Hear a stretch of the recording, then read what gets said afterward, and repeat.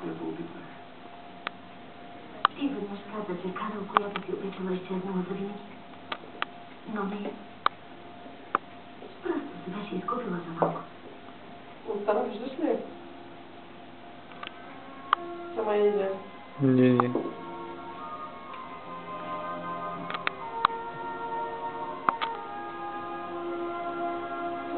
Ще убия по-активно. И за малкият им, който не умре, той беше като втори баща.